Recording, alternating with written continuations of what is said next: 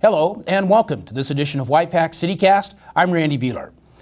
Campaign season is in full swing and political signs have popped up all over Yakima to familiarize voters with candidates running in this year's election. Campaigns need to follow rules adopted by the Yakima City Council 2 years ago when deciding where to place candidate signs. Rules adopted in 2016 prohibit signs from being attached to city property, like fences around parks, previously a favorite spot for campaign signs. Candidates can still put signs on stakes in city parks as long as the signs don't interfere with the use of the park. And signs can be placed in city right-of-way, such as near street curbs, but only if the adjacent property owner has given consent. Signs also need to meet certain size requirements. Visit the City of Yakima's website at yakimawa.gov and search for sign code to see all of the requirements for placing temporary signs.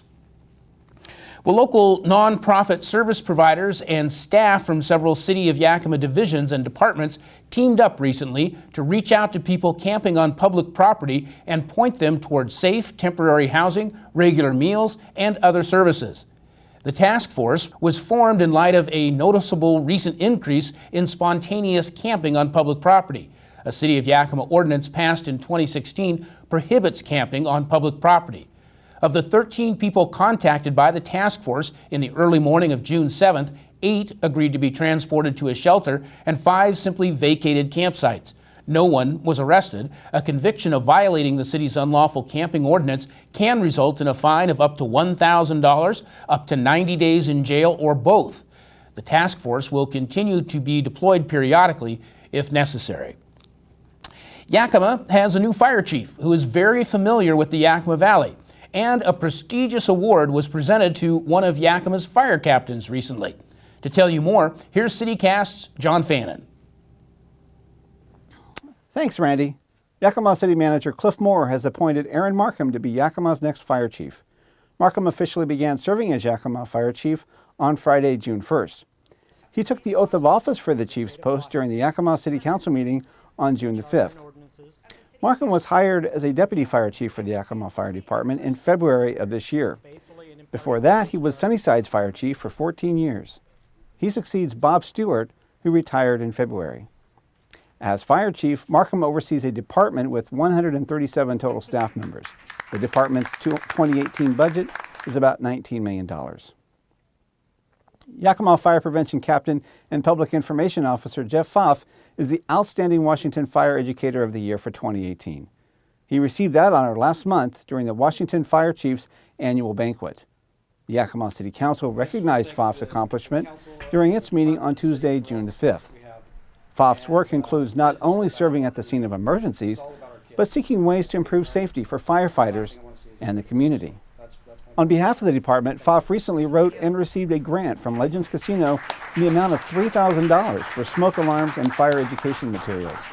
In his role as fire prevention captain, Pfaff also works with local schools and the media to share messages of fire safety. That's all for now. Randy, we'll send it back to you in the studio. Thanks, John. When we come back, you'll find out how to help figure out where bike racks should be placed in Yakima. You're watching Y-PAC's CityCast.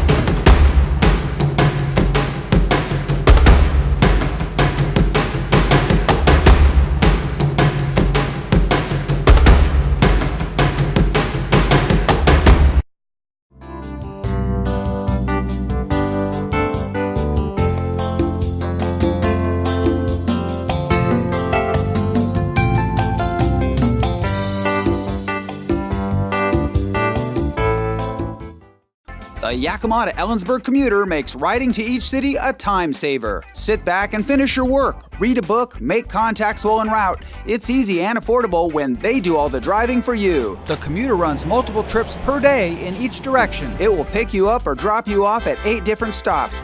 And the commuter now has a new stop near CWU at 11th Avenue and Maple Street for your convenience. Yakima to Ellensburg commuter, making riding to each city a time saver.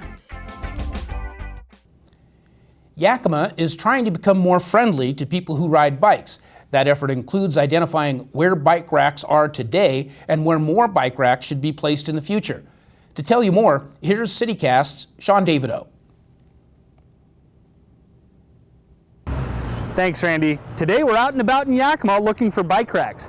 One of the goals of the Yakima City Council Bicycle and Pedestrian Committee is to identify where bike racks are located in Yakima, what condition they're in, and where they might be needed. We're here with Trevor Martin from our planning division, and Trevor's going to show us a brand new web application and mobile device application that can help us identify some of the bike racks in town and where some might be placed. Trevor, how does this application work? Well, it's pretty simple, Sean. On your mobile device, simply go to www.yakimawa.gov/bike-racks. Once you're on the website, you can zoom in to a certain point on the map and select whether or not we need a bike rack there or if there's one currently present. Now, Trevor, we're in front of our Y-PAC studios here. This is a place where I think we could use a bike rack. And we've showed on the map that earlier I placed one on the map, but there's other uses for this app. What are those other uses? So those other uses include building an inventory of the current bike racks within the city right now.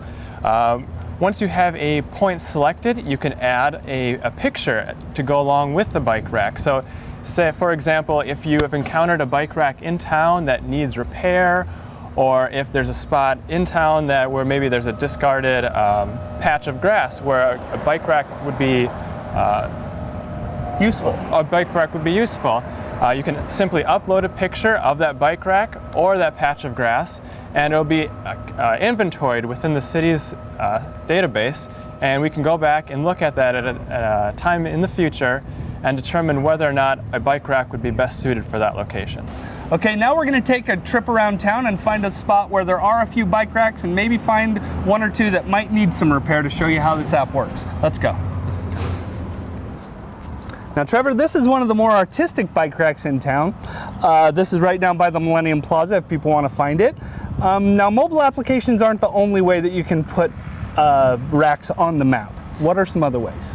Correct. You can also use a desktop computer. Simply go to the same website, www.yakimawa.gov/bike-racks, and you can access the web application the exact same way. Zoom around on the map, click to add a point, upload a picture from your inventory on your computer, and it'll be recorded the same way as you would record it on your mobile phone. Okay, thank you, Trevor. If you go to the map, you can find this rack and some bicyclists that have attached their bicycle to the rack as part of an example of the photos that have been shown. I am going to wander off and find some more bike racks. Thank you very much, Trevor, and we'll talk to you soon. Sounds good. Now, more bicycle and pedestrian-friendly areas and amenities are one way the City of Yakima is trying to make Yakima a better place to live, work, and play. For more information on planning the future in Yakima, visit yakimawa.gov/services/planning or call the City of Yakima Planning Office at area code 509-575-6183 to speak with a city planning representative. And Randy, I'm going to keep looking for more bike racks around town, and we'll send it back to you in the studio.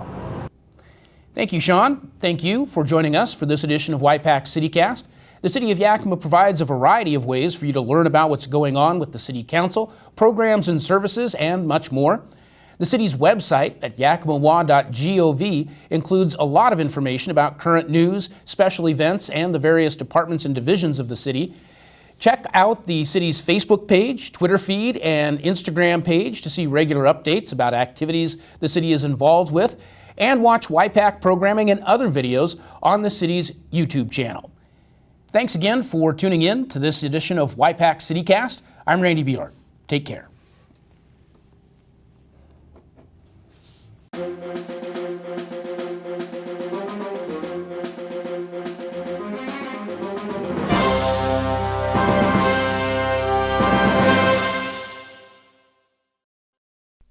For more information on Y-PAC CityCast, call 575-6092.